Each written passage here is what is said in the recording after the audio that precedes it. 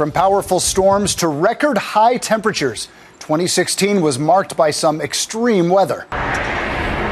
January started mild, but later saw a record-breaking snowstorm in the Northeast. A winter storm that blanketed New York City, the heaviest snowstorm on record in the Big Apple, bringing nearly 28 inches of snow and a travel ban to the city that never sleeps. February was mostly mild, but not Valentine's Day.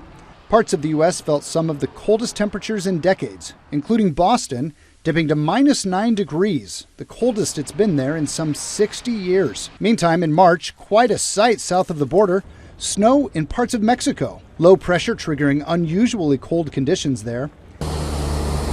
That same low served up heavy rain and flooding in parts of the southern U.S., while out west, March delivered more than 10 feet of snow to the Sierra Nevada mountains in one 10-day stretch. By April, parts of Texas were pelted with softball-sized hail. Multiple hailstorms resulted in billions of dollars of insurance losses statewide. The Lone Star State also saw some deadly flooding in April.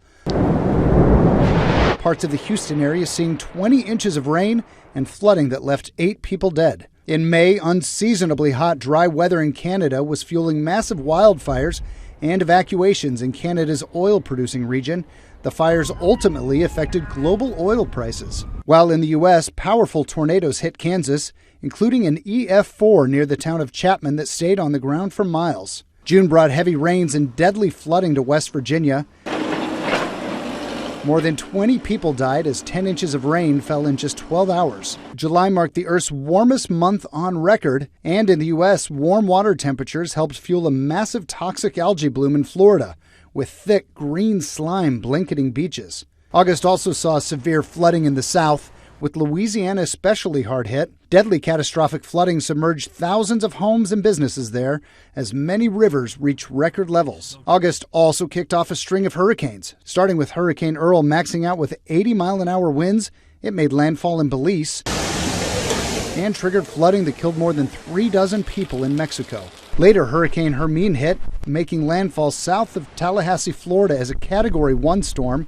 It knocked out power from Florida through the mid-Atlantic. Then by early October, Hurricane Matthew, the year's deadliest storm, hit Haiti as a devastating Category 4 hurricane. It eventually scraped the coast of Florida and came ashore in South Carolina, triggering major damage and inland flooding in the Carolinas. By November, the U.S. was already seeing a major snowstorm before Thanksgiving, moving across the country, bringing blizzard conditions to some areas. By the end of the month, drought conditions in the southeast helped fuel droves of forest fires, including fires in Tennessee that killed more than a dozen people. And around the same time, Tennessee and Alabama also saw a series of deadly tornadoes. But in the end, the biggest weather headline, 2016 will go down as the hottest year ever recorded on planet Earth since weather data first started being kept back in the 19th century.